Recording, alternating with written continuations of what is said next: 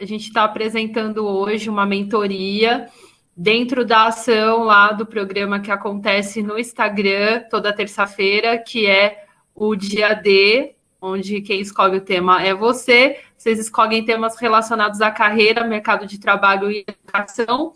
E aí a gente está apresentando essa mentoria, e é uma mentoria que vai falar um pouquinho de conceitos de linguagem para vencer desafios na carreira e na vida acadêmica. Bom, vamos começar. Quem está aqui comigo no Google Meet e vocês que estão aí no Instagram, sejam bem-vindos a esse time. Essa mentoria ela está sendo feita pela primeira vez hoje, com a finalidade da gente, né, transmitir alguns conceitos de linguagem que são super importantes aí na hora da gente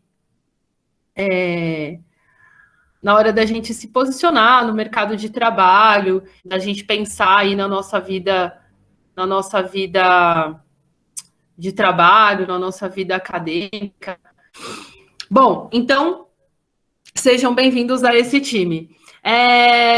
Eu sou a Priscila, dos Reis Amélio, sou educadora, sou formada em letras, tenho uma carreira já como docente, estou há 11 anos no Centro Paula Souza, então tenho uma carreira como professora de educação infantil de Fundamental 2 e há 11 anos com ensino médio e técnico dentro das ETECs, e aí quem está me vendo já me conhece dessa jornada, e atualmente estou produzindo conteúdo para o Instagram, e dentro dessa produção de conteúdo, que envolve algumas outras coisas também, além dessa questão de educação, cursos e carreira, a gente apresenta esse programa de AD, e é nessa pasta que está surgindo essa mentoria, essa primeira mentoria hoje, nesse sábado do dia 24. Bom, dentro dessa minha carreira na educação, eu já dou aula há um certo tempo nos cursos de comunicação visual, modelagem do vestuário e administração, entre outros cursos, e essa questão de trabalhar com comunicação, pensar na linguagem, pensar na forma como a gente se comunica, vem muito dessa minha experiência dentro do curso de comunicação visual. Bom, vamos lá. Vamos entender alguns conceitos, o que seriam esses conceitos de linguagem, Pri, que a gente precisa compreender, seja você profissional de outras áreas, seja você profissional da educação, aluno, enfim, eu acho que são conceitos imprescindíveis no que diz respeito do domínio à língua, né? Então, primeira coisa, a gente vai pensar o que é língua, né? O que é isso, né? Então, eu trouxe uma definição, uma conceituação de um dos linguistas mais famosos, que é o Bakhtin, e ele vai dizer que a língua ela é apresentada, né, como algo abstrato, né? Então quando a gente pensa algo abstrato, é fácil da gente entender. Pensa no Museu da Língua Portuguesa, né? Eles consideram o objeto do Museu da Língua Portuguesa, que está reinaugurando agora, depois de todo esse tempo fechado, eles consideram o material que está lá no Museu da Língua Portuguesa como algo imaterial. Então, a língua tem esse caráter abstrato em alguns momentos. Mas a gente vai entender ela como algo fundamentalmente desenvolvido para atender às nossas necessidades de comunicação. E aí, assim, essa natureza da língua vai ser essencialmente, segundo o Bakhtin, essencialmente dialógica. Então, o que ele está querendo dizer com essas relações dialógicas? Elas são relações que prevêem um enunciado, ou seja, uma fala, algo escrito, uma unidade textual, e que visa interação social. Então, a gente o tempo todo interage, o tempo todo está se comunicando com alguém. Tá?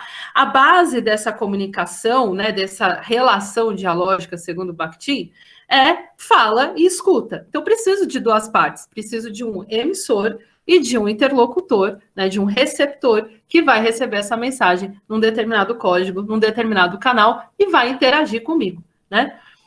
Boa noite, Paty!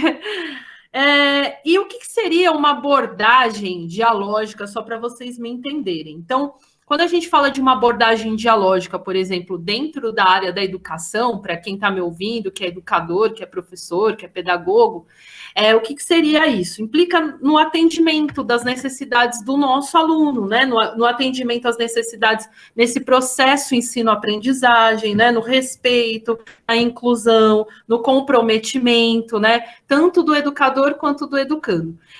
Aí, continuando nessa linha aí do slide, o que é a linguagem dialógica? Então, ela é empregada nessa constituição enunciativa dos discursos e vai abranger diálogos sistematizados em uma relação de troca e de negociação de sentidos por parte dos interlocutores. Então, a gente vai ter uma construção de um enunciado, e quando a gente fala enunciado, para quem é do universo das letras, a gente está falando do texto, dessa unidade de sentido.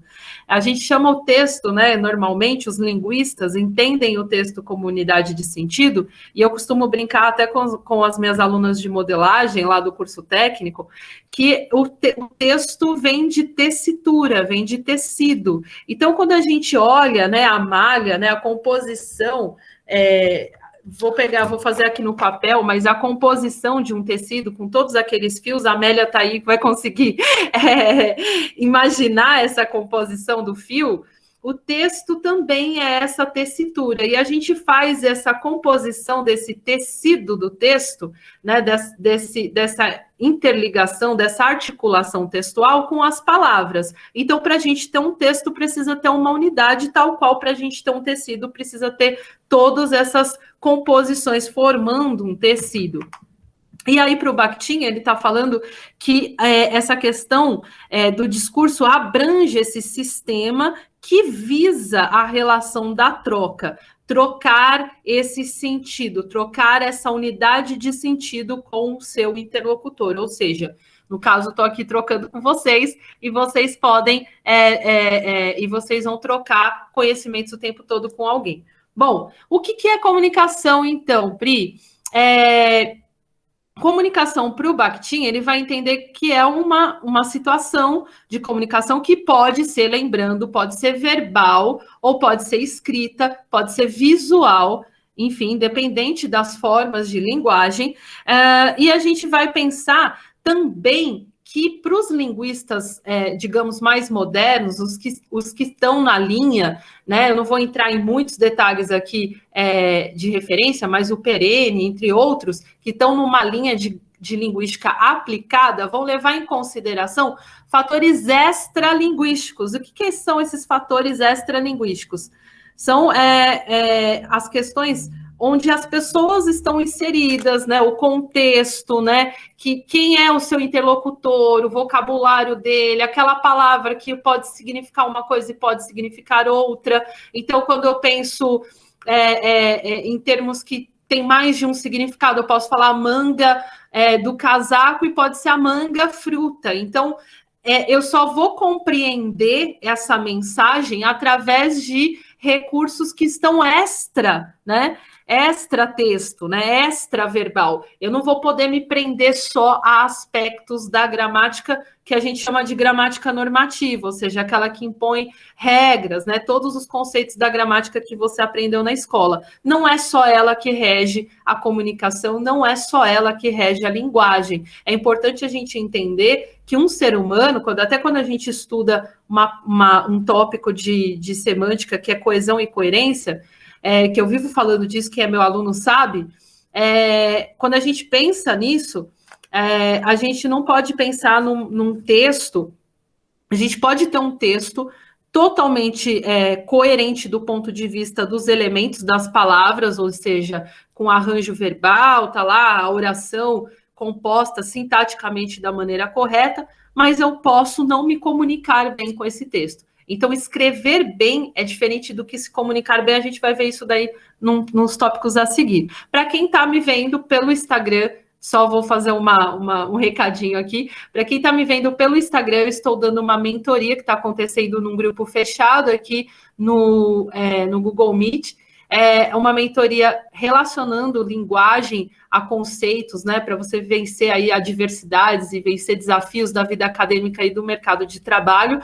Quem tiver interesse, lá no link da bio, vocês são condicionados a um grupo no WhatsApp, e aí vocês vão ter todos os textos e depois vocês vão ter disponibilizado o link dessa apresentação, mas eu também vou compartilhar depois com vocês aqui no Instagram para quem quiser ver o vídeo na íntegra, tá? E aí ver o material todo que está rodando aqui. Bom, vamos para conceito de língua e fala, e aí a gente tem uma fala do Saussure Ferdinand Saussure, que é o pai da linguística, e ele vai dizer, vai entender que esse ato, a língua e a fala é o ato desse indivíduo se comunicar, a faculdade, né, o meio, a convenção pelo qual ele vai se manifestar, e aí a língua a gente tem as diferentes línguas, né, que a gente também entende como um código, né, então pode ser um código em língua portuguesa, em língua inglesa, em língua espanhola, e por aí vai, né. A criatividade é assim definida, então, tem um outro tópico aqui falando sobre linguagem criativa. Então, o que seria essa linguagem criativa? É a nossa capacidade de extrair o universo do nosso interlocutor, que os linguistas aí vão criar línguas e formas de linguagem para alcançar esse interlocutor, né? Criar formas, estruturas gramaticais, estruturas textuais que captam esse interlocutor para a nossa conversa. Bom, vamos lá. Vamos para o próximo slide. O que é a linguística? Então, a linguística é a ciência, para quem... Eu adoro falar isso para o pessoal de exatas, então, linguística é sim uma ciência, tá? Ela é concebida como ciência e ela se ocupa de estudar aí os fatos da linguagem, são muitos fenômenos da linguagem,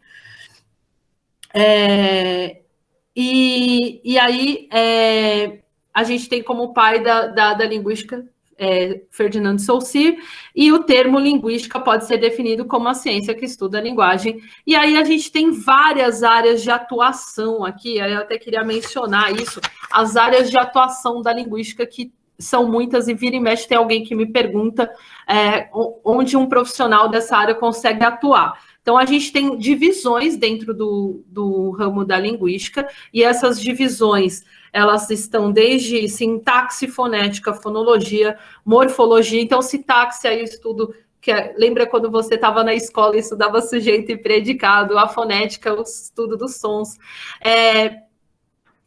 a fonologia, então, toda aqueles profissionais que cuidam dessa emissão dos sons, fonodiólogos, a morfologia, que vai estudar as classes de palavras, ou seja, toda essa estrutura gramatical, a semântica, que é o ramo também da linguística, que vai estudar a compreensão, o entendimento do texto, se faz sentido, se não faz, se é unidade, se não é, a terminologia, que vai fazer a análise do que a gente chama de léxico, ou seja, a análise das palavras, a estilística, que vai estudar os diversos estilos de texto, a pragmática, que é o estudo dos atos comunicativos ou de comunicação, a lexicologia, que vai estudar as palavras, e é esse estudo que é responsável por colocar palavras no dicionário, por palavras em categoria, em verbetes ou enciclopédias, enfim, e a filologia, que é o estudo de linguagem de textos antigos. Então, o ramo da linguística é muito vasto. Qual a diferença entre gramática normativa e descritiva e internalizada? Eu queria falar um pouco sobre isso. Quando a gente fala de gramática normativa, o próprio nome, né, lembra norma, né? E quando a gente fala de norma, a gente está falando de uma série de regras, que é tudo aquilo que a gente aprendeu na escola, e até a gente tem algumas questões que pode ficar por um outro bate-papo com a galera da educação, das normas, né? Quem quiser comentar aí no Instagram também, da quantidade de normas que a gente aprendeu com relação à gramática ao longo de toda a nossa vida. Então, eram regras, né, de pontuação, regras de sintaxe, de sujeito, de predicado, conjugação verbal, um monte de coisa que você aprendeu ao longo da sua vida de língua portuguesa. Eu venho te dizer que o estudo de linguagem não se resume só a isso. Então, quando a gente tem as gramáticas descritivas, e aí aqui vou comentar um trechinho bem interessante que vai dar para vocês captarem bem essa ideia. As gramáticas descritivas, elas surgiram devido à limitação da gramática normativa. Ou seja, era só um conjunto de normas de como escrever corretamente segundo a variante padrão, que é aquela variante que contém todas as normas e todas as regras no que compete à aplicação da gramática. Quando a gente fala de linguagem coloquial, que é essa linguagem de massa que a gente utiliza nos meios de comunicação, muito comum nos jornais, revistas, enfim, a gente está falando da aplicação da gramática descritiva, ou seja, é aquela que vai contemplar questões da vida real, as necessidades do falante, né? E aí a gente tem a ideia da gramática internalizada. A gente já nasce com a gramática dentro da gente. Então, que momento que a gente fala que a gramática está dentro da gente? A criança tem noções. Vocês que estão aí me assistindo, que têm primos pequenos, crianças pequenas em casa, enfim, vocês podem perceber que as crianças têm noção de gramática, né? Então, depois vocês vão ver um vídeo de uma linguista, eu não sei se está no ponto em que ela dá esse exemplo, mas é um exemplo muito recorrente para quem está aqui me ouvindo e é pedagogo e é da área da alfabetização. Quando a gente lida com as crianças, elas estão aprendendo a se comunicar, é muito comum a criança falar assim, eu comi, eu bebi, eu fazia. Então, ela entende que esse verbo vai ter essa terminação, porque os outros também têm. Ela fala, eu comi, eu dormi, e ela vai falar, eu fazia. E ela pode fazer outras construções semelhantes. E significa que essa criança não sabe de nada, né? Antigamente, né? Usava-se um termo, ela é burra? Não, né? Essa criança, ela está fazendo uso da gramática internalizada e ela está refletindo sobre a gramática quando ela faz essa construção. Então, para você que está acompanhando o desenvolvimento de fala aí, seja do seu irmãozinho, seja do seu filho, seja do seu sobrinho, afilhado, enfim, observa, é super legal participar desse período de construção da fala, né? Então, a gramática internalizada é aquela que a gente já está com ela, nós falantes de língua, eu vou chamar de português brasileiro, tá? A gente é falante de português brasileiro e há uma série de tentativas para a gente entender que a gente está falando de português brasileiro com todas as nossas particularidades de sotaque, com todas as nossas particularidades culturais,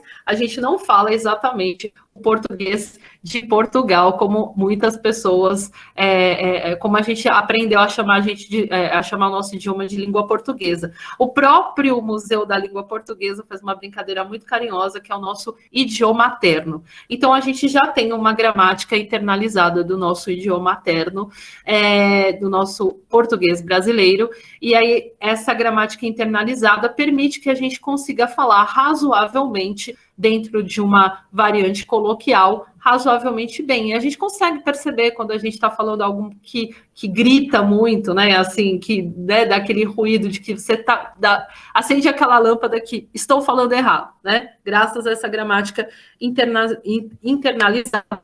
E a gente vai desenvolvendo e vai formando ao longo da vida. Se você tem competência leitora, se você é um bom leitor, ou se você está constantemente se informando, essa sua gramática internalizada, ela vai expandindo, ela vai aumentando o seu repertório, né?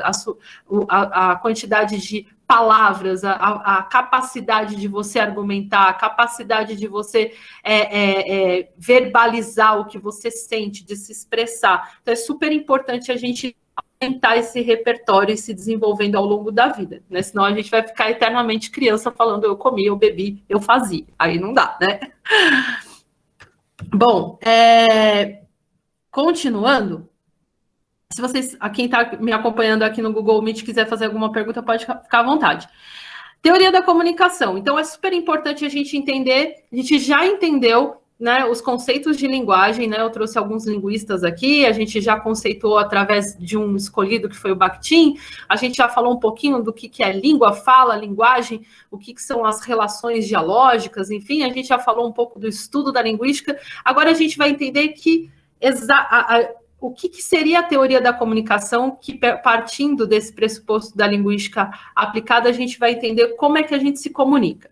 Então, quando a gente fala de linguagem, é o processo comunicativo pelo qual as pessoas interagem entre si, trocam e recebem mensagem. Não é só isso. Se comunicar não é só vir aqui transmitir uma mensagem, né? A gente partilha sentimentos, sensações, né? A gente partilha uma série de coisas, a gente partilha o nosso universo, o nosso bom humor, o nosso bem-estar, né? As nossas frustrações, porque não é só a mensagem que está sendo trocada, seja ela na fala, seja ela na escrita, mas ela vem acompanhada disso aqui, né, gente? Que a gente chama de linguagem corporal. E aí não dá, às vezes a boca fala uma coisa, mas a linguagem corporal está dizendo outra.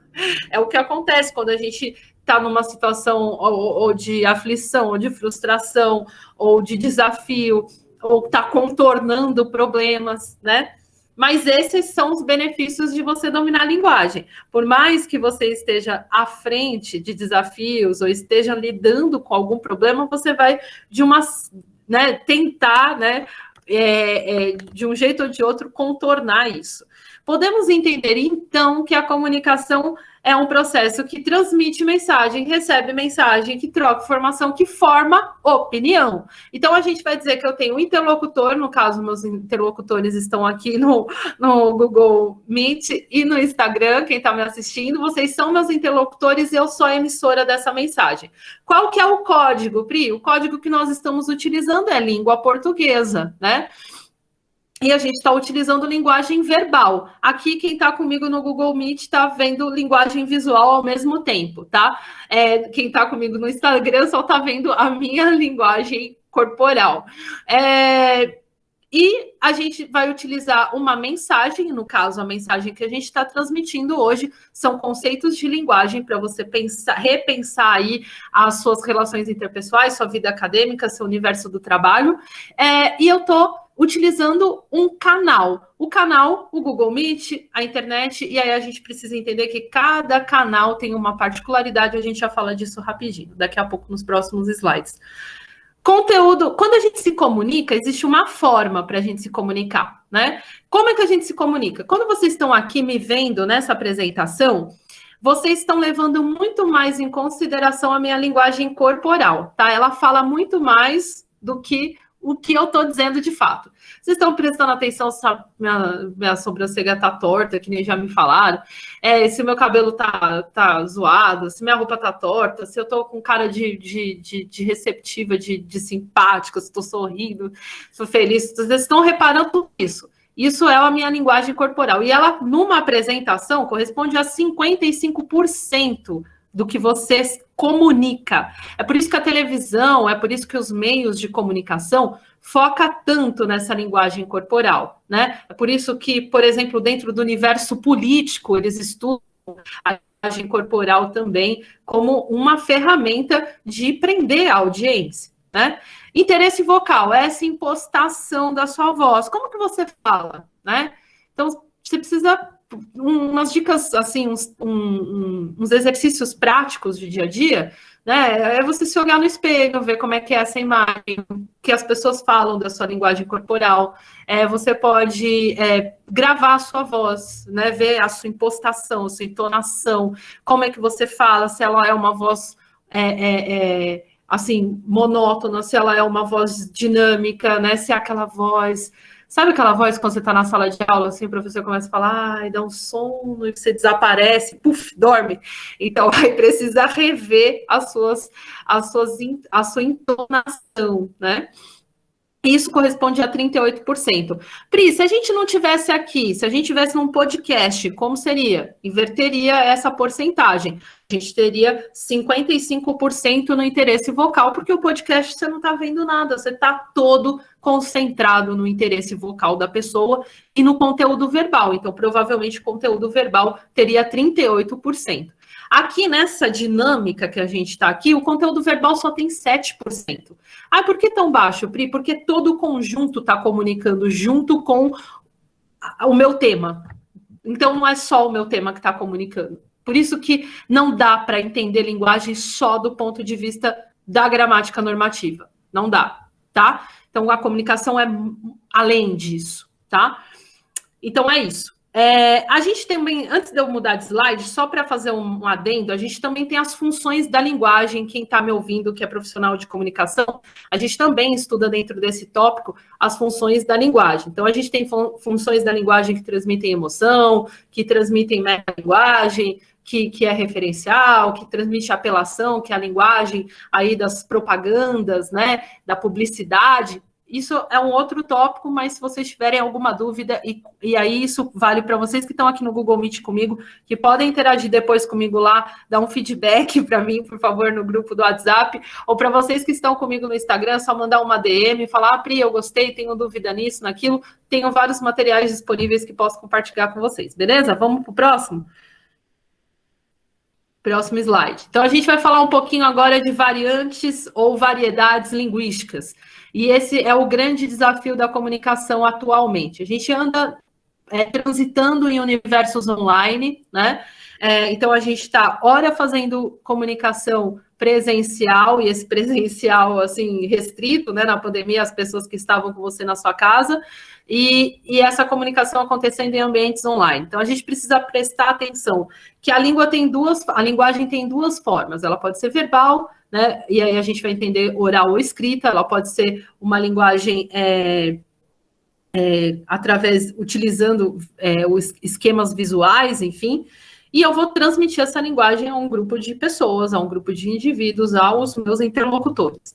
A gente precisa entender que as variantes, elas vão questionar, assim, que essa linguagem, ela tem uma construção, e é uma construção cultural, uma construção histórica, ela vai ser organizada a partir de grupos de usuários, né, de usuários da língua, de falantes, vamos falar de falantes, que o usuário é um termo muito da tecnologia de informação, mas, assim, os falantes de língua portuguesa, então, eles pertencem a grupos, então, eu tenho a fala das crianças, eu tenho a fala desse público adolescente, eu tenho que estão rotulando a gente de cringe, por exemplo, eu tenho a fala de grupos específicos da sociedade. Então, ela é diferente, né? E eu preciso levar isso em consideração. A gente chama de variedades ou variantes, tá? Ela também dá uma característica àquela nação, àquele povo. E é por isso que eu te falo, nós não falamos mais língua portuguesa, a gente fala português brasileiro. Uma língua, ela é viva e ela é dinâmica, ela está em constante mudança, então está sujeita a variações. Ou seja, lá o meu bisavô falava vós mercê, vós me ser, que virou você, que virou ser, que se a gente não controlar a gramática vira vira nada, some. Então, assim, o público jovem tem essa né, a galera que utiliza muito o internetês, que também é uma variante, é uma variação, a linguagem do âmbito da internet está muito acostumado a fazer reduções, abreviações, né, e utilizar linguagens visuais, é uma linguagem muito imediatista. A galera que navega muito na internet está muito acostumada a ter um interlocutor em tempo real. A gente está aqui, ó. Vocês não entenderem, vocês mandam. Quem está acenando para mim, manda uma carinha, não sei o quê, manda uma pergunta, fala, tal.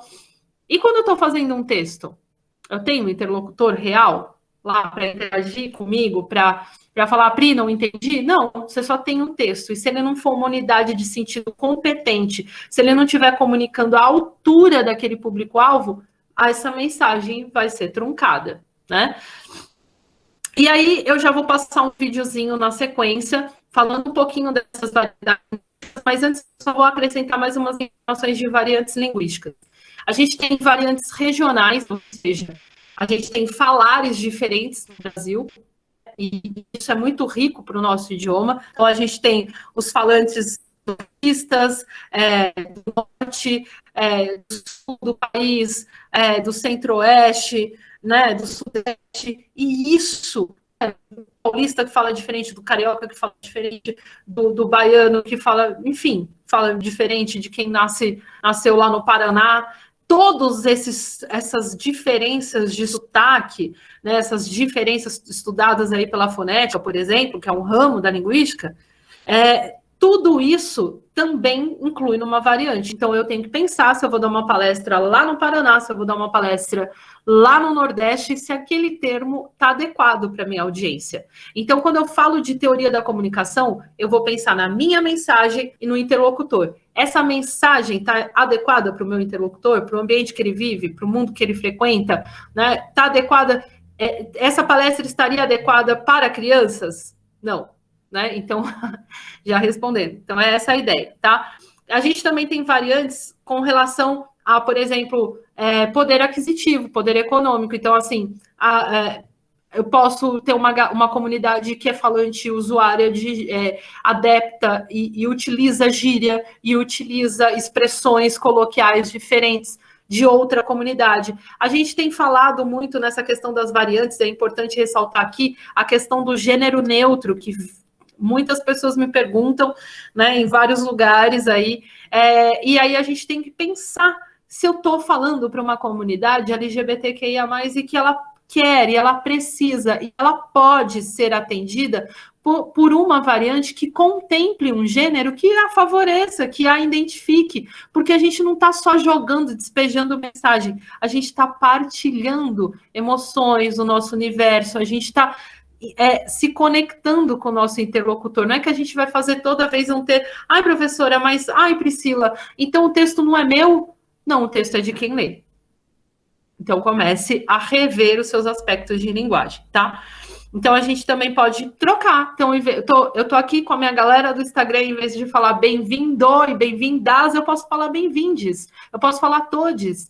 E não tem nenhum problema nisso, se esse meu texto está adaptado a uma determinada situação de comunicação e ela está visando quem é o meu público-alvo naquele momento, tá? Então, eu vou passar aqui. Infelizmente, eu acho que vocês não vão conseguir acompanhar o vídeo, mas eu vou soltar aqui para a galera que tá assistindo aqui no grupo. Nós não precisamos ficar preocupados em ensinar as regras. Não precisamos ficar preocupados só com a língua escrita, porque a pessoa fala, escreve, lê, e também entende o que os outros falam. Já Marcos Wagner também repensa a língua e o ensino com as várias obras dele. Não é que o Marcos Wagner é fácil de ler, não é que o Marcos Wagner diga que nós não temos que, o professor de português não tem que saber o português, as regras. Sim, o professor tem que saber. Só que o ensino, segundo a perspectiva dele, tem que ser um ensino que pesquisa. De pesquisa, por exemplo, o aluno pode ver no uso da crase, você pode dar um texto, pode mandar ele sublinhar todas as ocorrências de crase e depois pode pedir para ele ver quando que ocorreu crase. Ele vai chegar à conclusão que nós temos crase depois de uma palavra relativa, que é, então, uma palavra que exige uma preposição a, e que a palavra que esteja depois desse a seja uma palavra feminina que admita artigo a. Então, nós temos voo para Curitiba. Então, vou a Curitiba. Já não vai ter crase, porque o verbo ir é um verbo transitivo indireto, que exige a preposição a. Mas Curitiba não aceita o artigo a. Eu não digo a Curitiba bonita, digo Curitiba é bonita. E se eu fizer uma regra mais prática, eu vou dizer, se eu disser venho de Curitiba, estou em Curitiba, não tem o na e nem o da. Então, tem aquela regra, se estou em, venho de, se estou na, venho da, crase a. Se estou em, venho de, crase para quê? Porque comprova que não tem o artigo a, não tem o artigo depois do verbo vir, e nem a palavra não aceita, ou ao contrário. Então, são coisas práticas que nós vivemos na língua, não são coisas só que estão na gramática. Nós não precisamos decorar isso para saber escrever, mas nós podemos refletir sobre a nossa escrita. E isso pode pautar a aula de língua portuguesa. Tomar o texto escrito do aluno, tomar o texto escrito na sala de aula e pensar que sentido tem. E se eu trocar isso por isso, o que dá? Se eu errei tal coisa, eu posso ir no dicionário e pegar no dicionário o correto e ver então por que eu errei, daí eu vou lembrar sempre. Agora, se o professor disser, não diga assim, diga assim, o que a pessoa vai lembrar? É assim ou assim? Não, ela não sabe mesmo o que ela vai, o que é o certo, o que é o errado, e vai se confundir tudo, vai só perder tempo nessa aula que fica dando isso ou aquilo. Isso, aquilo, só na poesia, não na aula de língua portuguesa. Então, outra reflexão que ele faz também sobre o ensino do português brasileiro. Se nós pegarmos obras literárias, principalmente obras clássicas, nós vamos ver o ensino do português, que não é o português brasileiro, que é o português de Portugal, que não é o nosso português. Então, ele já vai pensar que eu ensinando o português, que não é o português brasileiro, já estou praticando um preconceito linguístico, já estou desvalorizando a nossa língua e a nossa prática.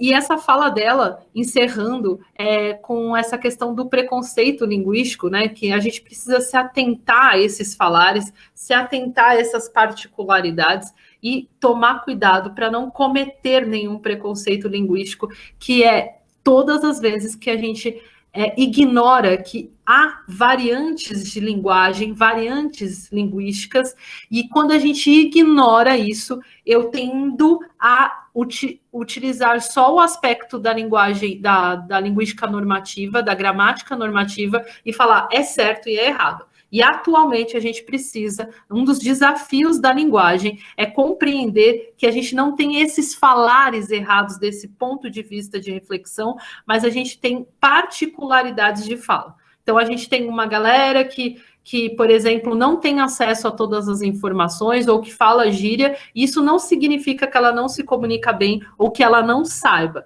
mas para ela, naquele momento, aquele tipo de variante de linguagem funciona, tá? Eu quero que vocês fiquem bem atentos a isso. Ainda mais no contexto da fala, que isso ganha uma amplitude que é diferente de uma convenção escrita, né? Então, aqui a gente está já vindo para um próximo momento, onde a gente vai falar corretamente é diferente de se comunicar bem, e aí tem no trabalho, na vida acadêmica e no cotidiano. A gente precisa pensar qual é essa situação de comunicação. A linguagem apresenta intencionalidades diferentes, diversas situações de comunicação e níveis de formalidade e adequação. Então, a gente precisa observar as várias situações de comunicação que a gente tem durante o nosso dia, durante a nossa vida, no nosso cotidiano, e perceber se eu estou cometendo um preconceito linguístico com a fala do outro, ou falando, mas ele fala, não fala mandioca, ele fala macaxeira. Então é burro, não sabe falar. Um exemplo, sei lá.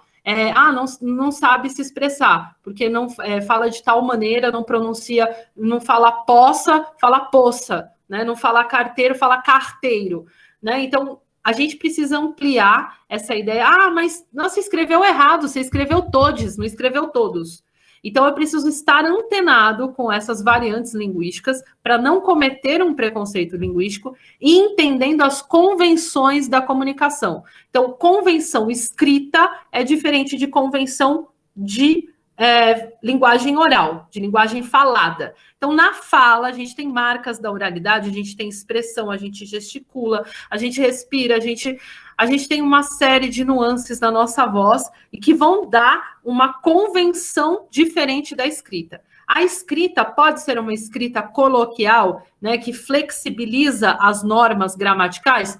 Pode. Quando eu estou aonde? Quando eu estou praticando aqui nas redes sociais, e dependendo da rede social tem um tipo de linguagem, a gente já vai falar isso, mas assim, eu posso fazer essas alternâncias e vou também respeitar a convenção linguística lá na vida acadêmica, onde eu vou produzir um artigo, onde eu vou produzir um TCC, onde eu vou produzir um material que precisa ser respeitado desse ponto de vista dessas convenções escritas, né, de pontuação, de estrutura de texto, de gêneros de textuais, enfim, né? A gente aprendeu isso na escola, né, gente? No cotidiano, a gente vai também poder fazer algumas concessões. Então, níveis de formalidade é isso. Eu não vou me comunicar lá com o grupo, com o meu grupo de amigos da mesma forma que eu me comunico dando aula, né? Então, assim, a minha voz é diferente, a forma como eu posto a minha voz muda. Por quê? Porque eu estou em outro ambiente, então a gente precisa entender que a nossa linguagem corporal muda, a nossa fala muda, a comunicação muda, porque eu mudei o ambiente, eu mudei a situação de comunicação. Então, eu costumo brincar assim, eu tô lá com os meus amigos, eu não vou falar, dê-me uma Coca-Cola com gelo e limão, e o garçom vai falar para mim, eu dar-te-ia uma Coca-Cola com gelo e limão, mas só tem Pepsi, pode ser? Que universo é esse? As pessoas não falam assim. Lá ela vai falar, uma Coca, me vê, o me vê, me dá, que são expressões gramaticalmente consideradas inadequadas, mas que são comuns da linguagem coloquial. Então, percebam, saibam, né? Vamos aprender a transitar nessas várias situações de comunicação. E elas são pertinentes a essas situações de comunicação, tá? Então, a gente precisa ficar atento a isso para não cometer um preconceito linguístico. E no trabalho, já vou pegar o gancho no próximo slide, falando do mercado de trabalho, a gente tem alguns desafios, né? Então, assim, quais são os desafios da linguagem no mercado de trabalho, principalmente para vocês que estão me ouvindo aqui, né? Então, assim, quando a gente está lidando com crianças, quando a gente alfabetiza, está lá na função de alfabetizar, a gente precisa tomar cuidado, porque eles repetem, eles pegam os nossos vícios de linguagem, né? Ou reparam, né? Quando é adolescente, eles ainda são mais sacanas, né? Eles tiram barato dos nossos vícios, né?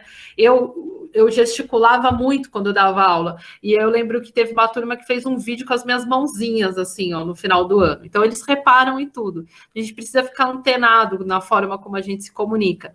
Mas pensando nessa linguagem no mercado de trabalho, eu vou ficar atento, porque às vezes na entrevista eu tenho uma postura, eu falo corretamente, eu sou mais comedida, eu vou prestar mais atenção, eu vou ficar mais atenta, e quando eu tô lá, né, quando eu conseguir a vaga, quando eu tô trabalhando, eu né, deixo quieto, né, vou avacalhando com o passar do tempo. Então, a gente precisa ficar atento a não cometer esses equívocos. E quando a gente arrasta isso para uma linguagem escrita, né, numa modalidade escrita, os desafios no mercado de trabalho são imensos, né? Então, eu pontuei alguns aqui, né? Então, textos adequados ao interlocutor e ao contexto de comunicação. Então, eu tenho que pensar, quem está no contexto desse texto? É o meu chefe? É o meu líder? É um fornecedor que eu nem conheço? É a minha diretora? É o meu aluno? É o pai do aluno? Né? Então, eu tenho que prestar atenção e fazer os ajustes nesse texto. Né? Então, pensar que eu não tenho intimidade com aquela pessoa. Você que é aluno que está me ouvindo, que às vezes manda mensagem para o teu professor, né, às 2 da manhã, manda um texto totalmente livre, né, de pontuação, de ordem, de qualquer coisa, né, ou entre em contato com ele de uma forma inadequada, né? Eu sou uma figura pública no Instagram, as pessoas conseguem me acessar. Isso não dá direito a você ter uma liberdade de linguagem com aquela pessoa, interagir com aquela pessoa num momento ou fora de contexto. Então, isso já diz respeito, além da questão de linguagem que não domina, outras questões que vão de ética, de moral, de respeito, de educação, uma série de coisas, né? Que, infelizmente, a gente tem percebido que durante a pandemia elas ficaram um pouco de lado, né? Elas ficaram mais afloradas a não habilidade com a linguagem, a não habilidade com a comunicação, a falta de princípios de ética, de cidadania, enfim, né? A gente tem percebido isso, infelizmente. Outra coisa, atenção com a linguagem nos e-mails. Então, para você que está pensando na linguagem... Ai, meu amor! Jean, beijo. Para você que está me ouvindo aí, pensando na linguagem para o mercado de trabalho, quando a gente fala de e-mails, é super importante a gente prestar atenção em alguns aspectos. Então, assim, além do endereçamento, quem é o público-alvo que está recebendo esse e-mail, né? Tira uma fotinha minha, compartilha, me marca. Além da pessoa que vai receber esse e-mail, quem é? Eu posso falar, caro fulano de tal, eu vou falar assim, senhor, senhora, eu vou prestar atenção na hierarquia que essa pessoa está assumindo, né? Eu vou falar com a minha reitora lá do Centro Paula Souza, eu não vou poder falar você, né? Tem um pronome de tratamento para essa pessoa, mas mesmo que eu não queira deixar esse e-mail tão formal, eu preciso estabelecer algumas estruturas e algumas convenções, e uma delas é preencher o assunto. Eu sempre comento que quando a gente, uma situação assim, um exemplo, né?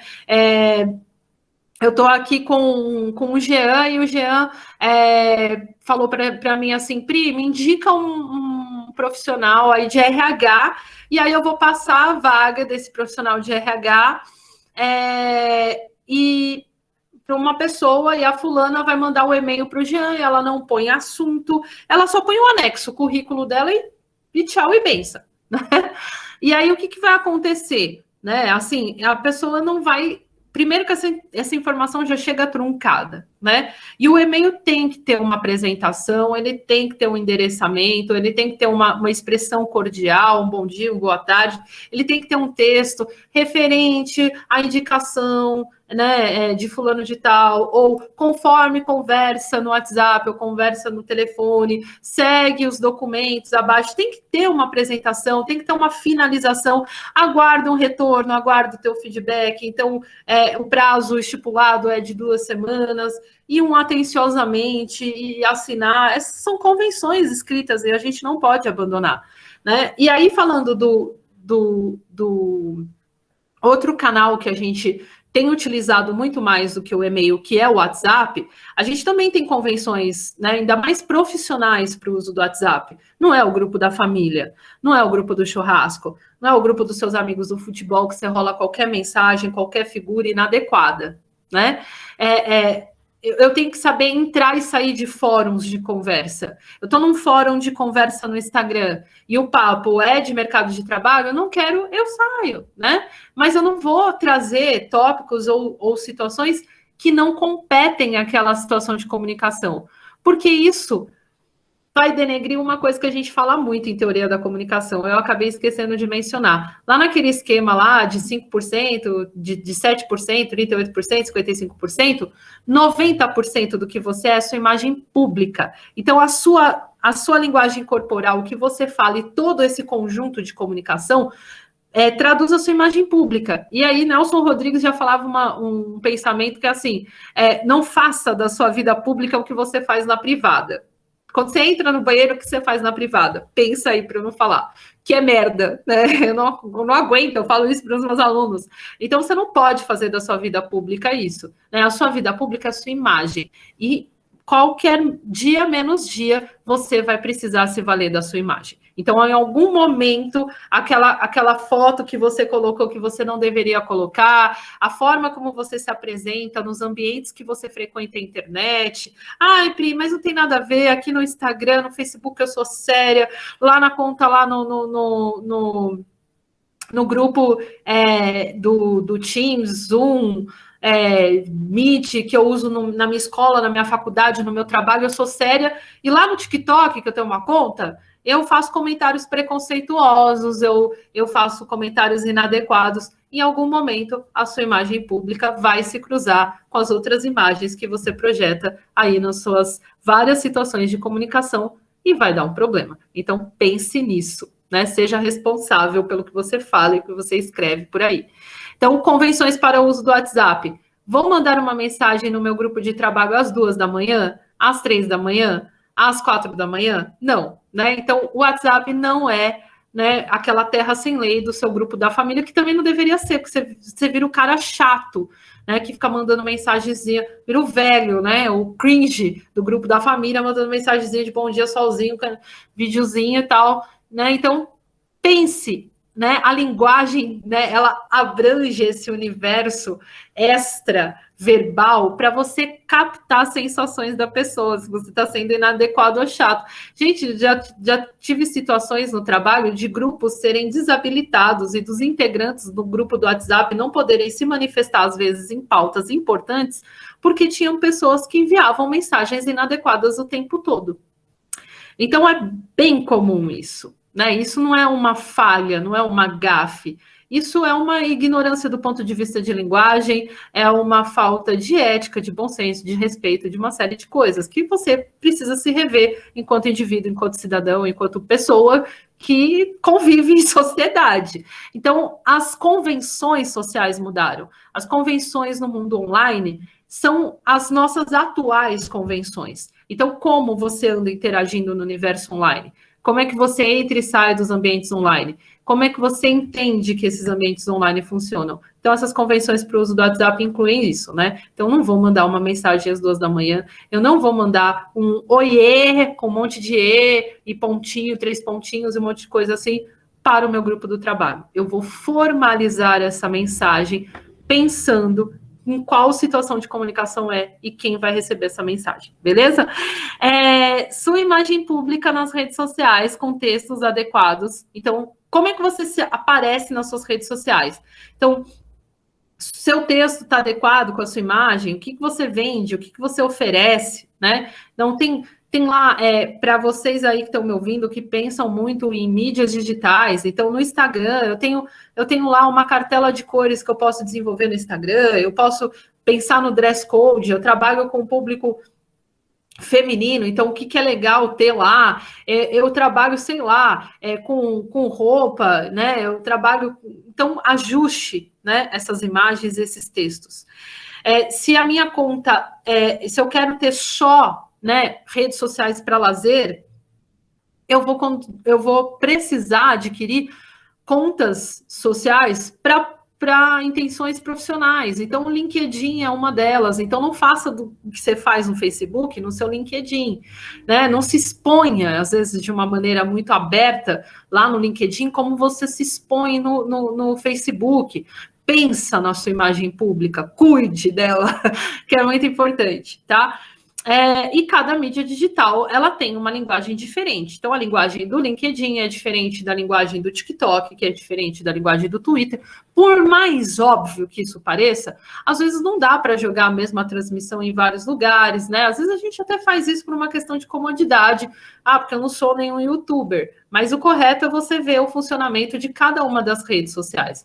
E assim, por incrível que pareça, dá para divulgar coisas interessantes, inclusive no TikTok, né? Mas você precisa ver a forma. Quem é o público-alvo que frequenta lá? É o público-alvo que você quer atingir? Onde está o seu público-alvo? Está no YouTube? Está no Instagram? Está no Facebook? Onde ele está? Né? Então é legal a gente pensar nisso. Bom, vamos lá, de próximo. A gente também precisa pensar, falando de mercado de trabalho, que você não se comunica só da maneira como você fala, que a gente já está evoluindo aqui, quem está chegando agora na live, quem está acompanhando aqui no Google Meet. A gente não se comunica só com o que a gente escreve, com o que a gente fala, com essa teoria toda da linguagem da comunicação. Mas a gente já entendeu que a gente se comunica com a nossa linguagem corporal, mas a gente também se comunica com o ambiente. Então, assim, se eu tenho uma estação de trabalho, né, principalmente para pessoas que trabalham em escritório, para você que trabalha em escola, você chega lá, uma bolsa toda bagunçada, diário rasgado, papel tudo caindo, voando, os materiais tudo... Gente, qual é a impressão que o seu aluno vai ter de você? Se você está numa baia lá na sua empresa, lá no seu escritório, né? Você tem uma baia totalmente desorganizada, você está trabalhando em home office, você entra lá de moletom, deitado na cama, descabelado. Você está transparecendo... no mínimo, falta de interesse, né? Então, tem várias entrevistas de emprego que também extraem isso aí de comportamentos quando a pessoa está na entrevista de emprego. Eu não sou muito fã do Roberto Justus e acho ele um cara super engessadão, mas tem um vídeo dele de como se comportar em entrevistas de emprego e ele fala isso, no mínimo, não está interessado, né? Tá lá, foi por engano naquela entrevista, veio por engano na mentoria, né? Veio por engano na live do Instagram, sei lá, coisas do tipo. A forma como você se comunica no trabalho acontece de algumas maneiras. Então, a gente tem comunicação interna e externa.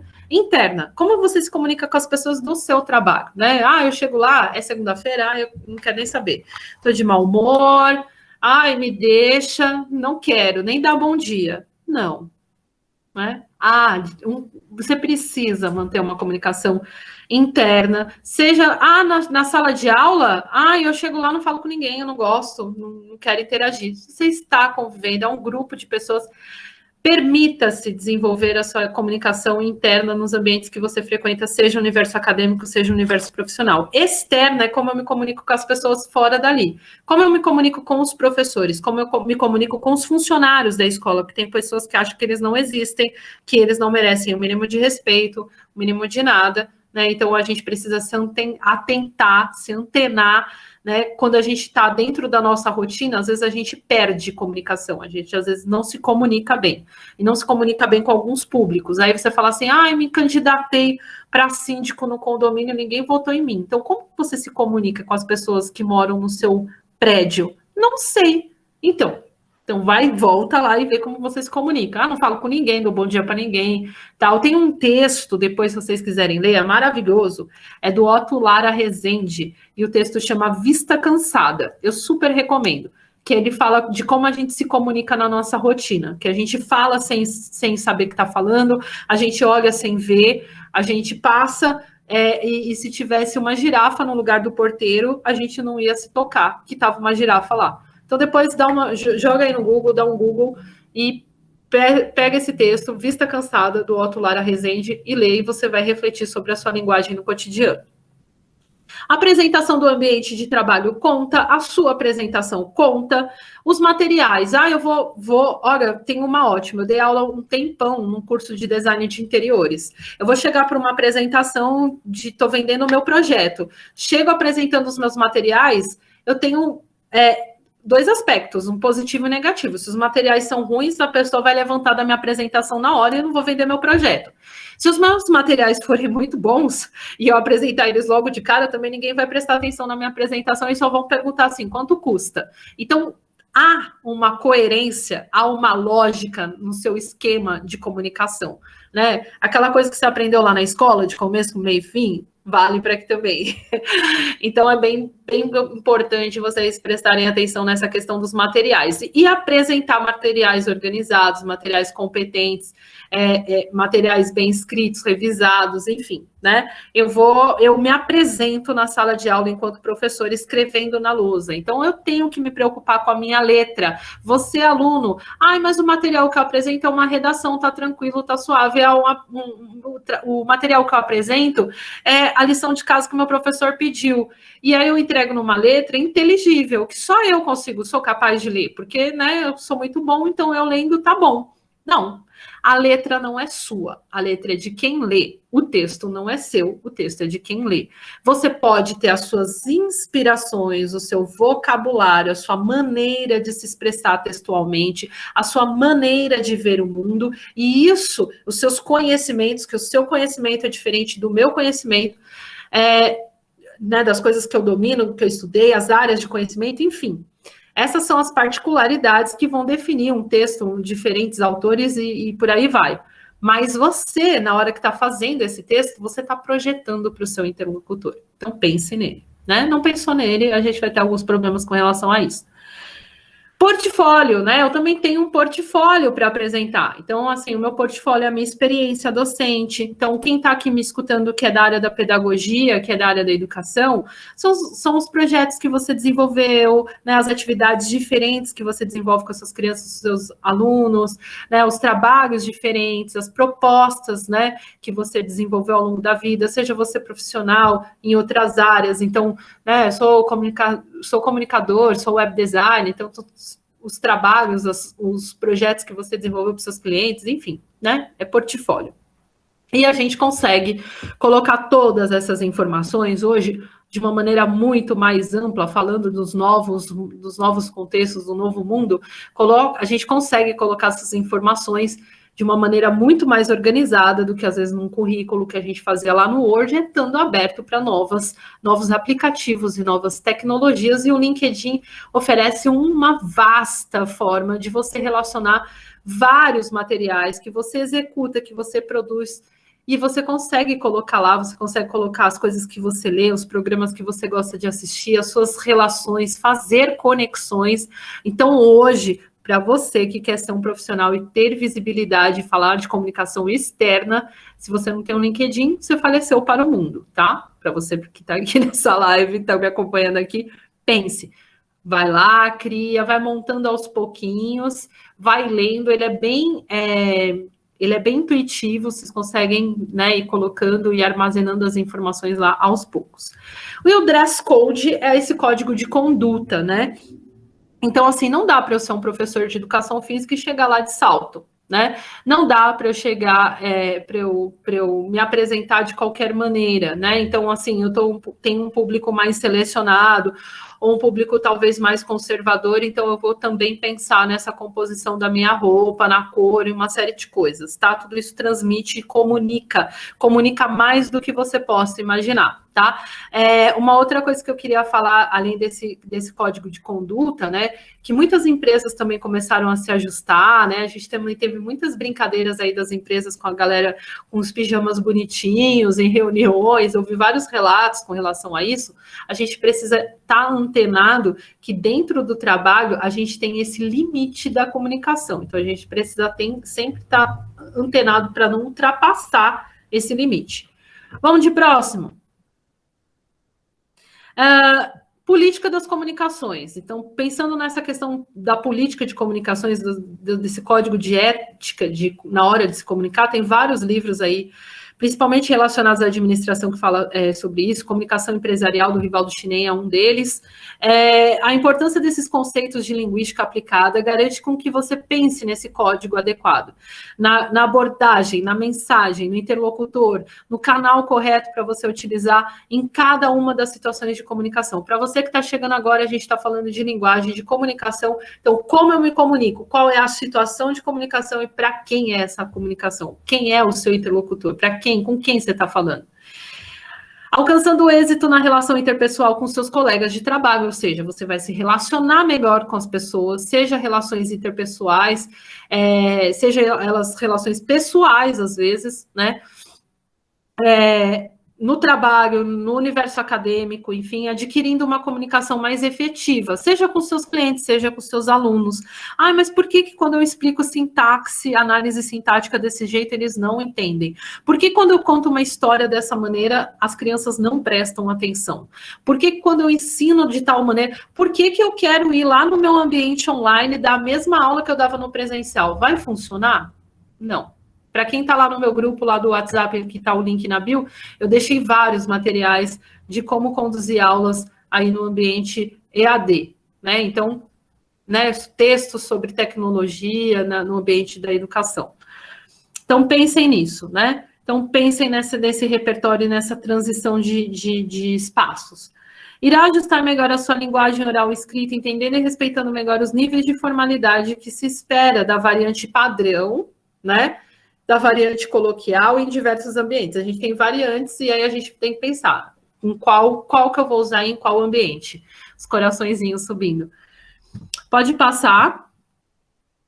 A política não discriminatória, e aí eu venho com um vídeo que vocês conseguem ter acesso aí, quem estiver me vendo aqui pelo Instagram, vocês depois conseguem assistir pelo YouTube. É uma campanha da Natura que vai falar sobre preconceito linguístico. Se você jogar lá no YouTube, preconceito linguístico Emicida, vai abrir essa campanha da Natura. O Emicida, para quem não conhece, é um rapper muito famoso. A gente vai assistir aqui, quem está comigo no Google Meet vai assistir esse vídeo agora. E todas as vozes dentro do processo, dentro da teoria da comunicação, falando dessa gramática internalizada, falando dessa linguística aplicada que acompanha a evolução da língua, a gente precisa pensar assim, seja você uma empresa, seja você professor, seja você que está se comunicando nas redes sociais, todas as vozes são importantes. Elas são igualmente valorizadas, elas são devem ser igualmente respeitadas, isso independente de raça, gênero,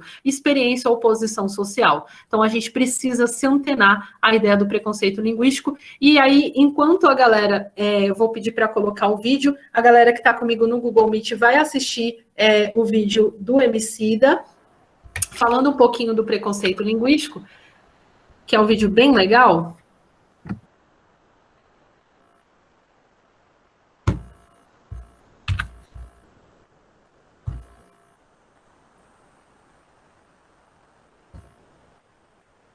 Esse preconceito linguístico, ele é muito presente no nosso dia a dia. O idioma, ele também traz junto uma visão de mundo. Às vezes a tradução... Pelo menos para mim tá sem som aqui. Porque ela minimiza aquilo para caber dentro da perspectiva de alguém que não vive dentro daquele contexto, saca?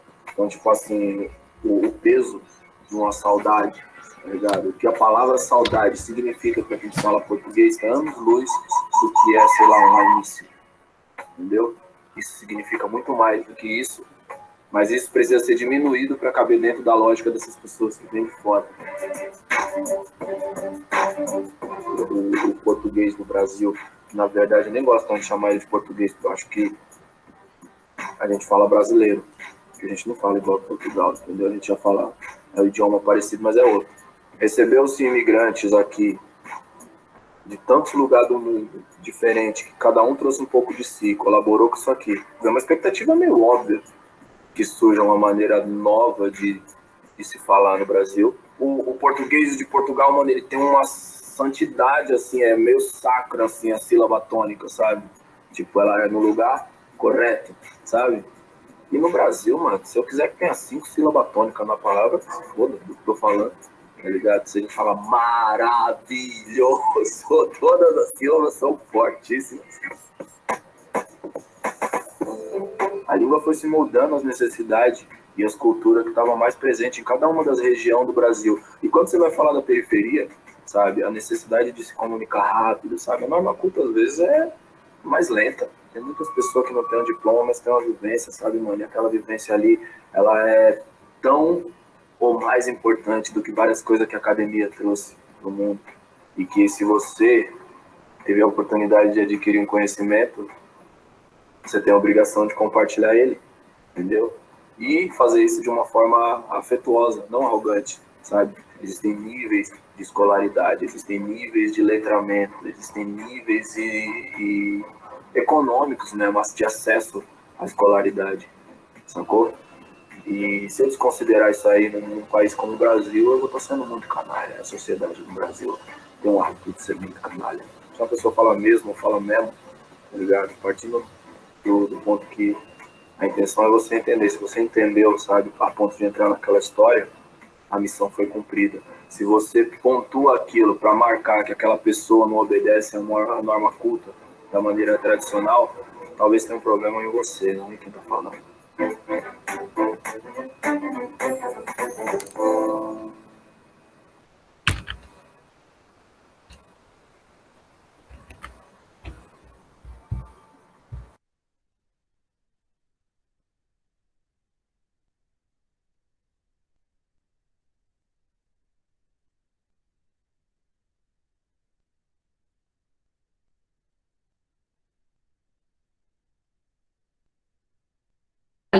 Esqueci de voltar aqui no Google Meet, gente.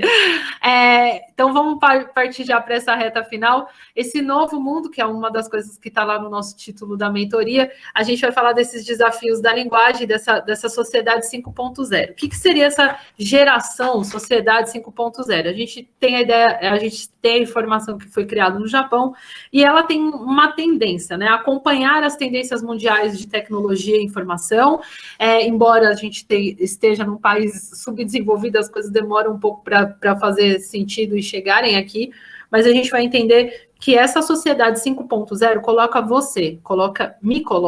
coloca todos nós no centro dessa inovação de transformação tecnológica. Então, se você não está nesse centro, você será atropelado. A gente viveu todo esse período da pandemia e a gente teve que mudar as nossas relações de comunicação. A nossa relação com a linguagem mudou. A forma de se comunicar mudou. A gente agora tem 2 formas de se comunicar: em ambientes online e em ambientes presenciais. Então, a gente não pode mais viver sem estar antenado a isso. Eu não posso mais ser empresário, eu não posso mais vender nada se eu não tenho noção que eu preciso estar vendendo isso em 2 ambientes, no físico e no online. Né? Então, eu preciso atender as grandes, né? Vou citar aqui uma mulher que eu acho ela uma das empreendedoras, uma das empresárias de maior sucesso e incríveis. Assisti uma entrevista com ela, a Luísa, do Magazine Luiza. Então, uma mulher empoderadíssima e que ajustou toda a sua forma de vender, e ela tem batido cadeias dentro do mesmo segmento. Se a gente pensar lá nas Casas Bahia, que também era do mesmo segmento do Magazine Luiza lá no começo, isso, e a gente vê a diferença, o abismo, né, da predominância de uma marca, por exemplo, como o Magazine Luiza no mercado, né? Então, todos os canais que ela consegue alcançar, né? Todas as tecnologias que eles avançaram e aplicam, né, nesse sistema de vendas. E isso vem para a educação. A educação não vai mais poder falar para o aluno, desliga o celular, né, que o celular não pertence à aula. O que não pertence àquela aula é um comportamento online inadequado, um comportamento presencial utilizando tecnologia, ou utilizando aplicativos que naquele momento não sejam pertinentes. Então, o comportamento do aluno é que precisa mudar. Mas a gente tem que... Magalu. A gente tem como é que chama, Ney? Uma figura, uma interação, não é um robô, ai, meu Deus, me fugiu o nome, depois alguém fala aí para mim, lá que atende no Magazine Luiza, a Magalu. Uma inteligência artificial que atende, que conversa com você, que escuta suas necessidades, né? Oi, Rodolfo, beijo! Que saudades, meus alunos de CV aqui presentes na live.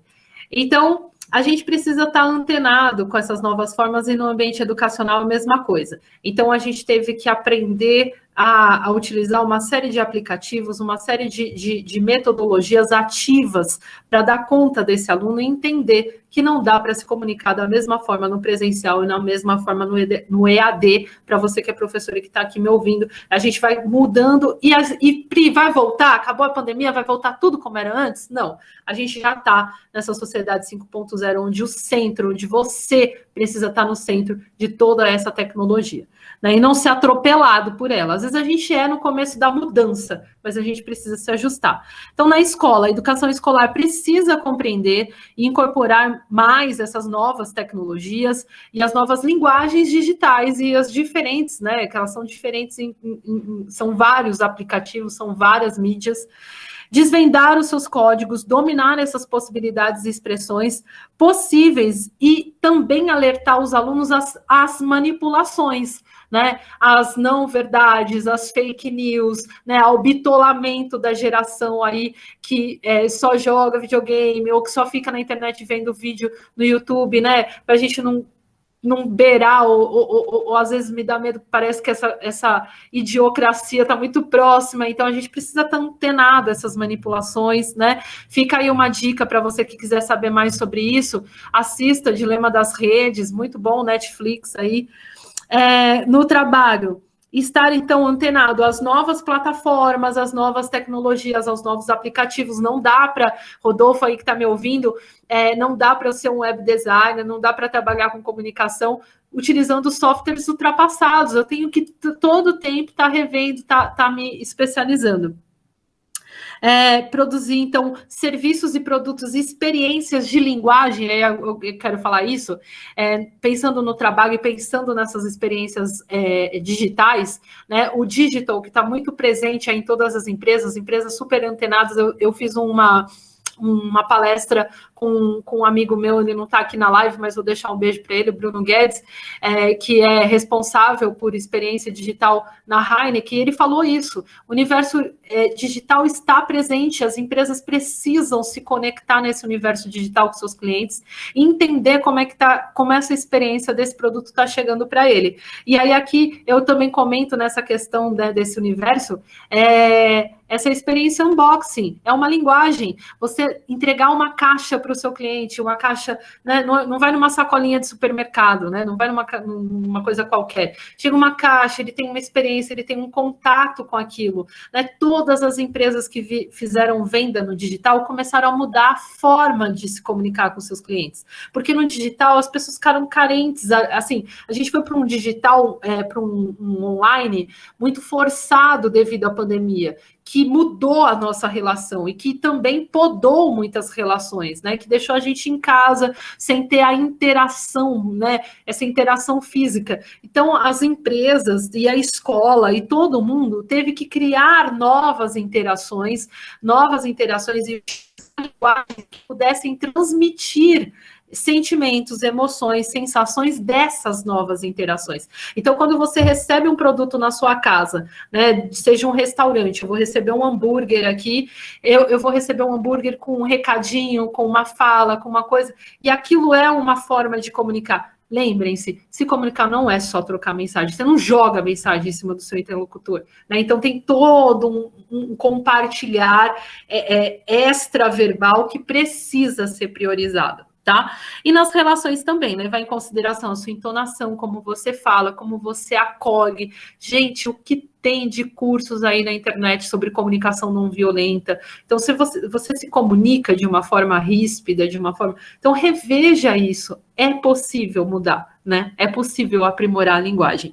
Vamos lá e direcionar ela para o seu público-alvo.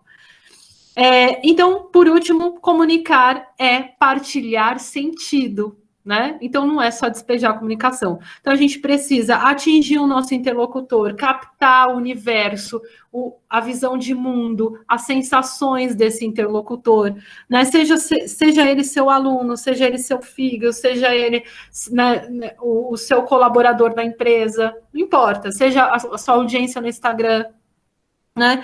Construir aí, por exemplo, falando da comunicação, possibilitar a construção de conhecimento para você que é professor, né? Eu vou dar a prova pela prova, a prova está funcionando, né? Você, gestor de escola, coordenador, a prova está funcionando no seu ambiente escolar? Não está funcionando, porque o aluno tem toda a tecnologia aí, Google, a um clique, ele vai fazer o que? Ele vai colar. Essa resposta que você quer? Ou você quer estimular uma linguagem criativa? Ou você quer estimular um pensamento reflexivo, você quer estimular outras sensações no seu aluno, né? No seu público-alvo. Então, pense nisso, né? A interação com todos os envolvidos no processo, né? Então, quem está envolvido nesse processo de troca? Quem está, para você que é professor que está me ouvindo, quem está envolvido nesse processo de ensino-aprendizagem? Pense nele, né? A língua é viva e está em constante transformação e constante evolução. Então, você também está em constante transformação e constante evolução. E, por último, vou deixar um pensamento aqui, o pensamento do dia, do Paulo Freire. Ensinar não é transferir conhecimento, mas criar possibilidades com a sua própria produção e a sua construção. O educador eterniza em cada ser que educa. A educação é um ato de amor, por isso é um ato de coragem. Não pode temer o debate. A gente nunca teme o debate. Professor é resistência, sim e sempre. E Paulo Freire é um dos grandes pensadores da educação e, com certeza, um dos grandes pensadores que me define, né? O aprender a aprender, posso aprender com meu aluno pode aprender comigo, e que a escola é muito mais do que o ambiente da sala de aula. E são esses conceitos de linguagem que eu queria trazer para vocês.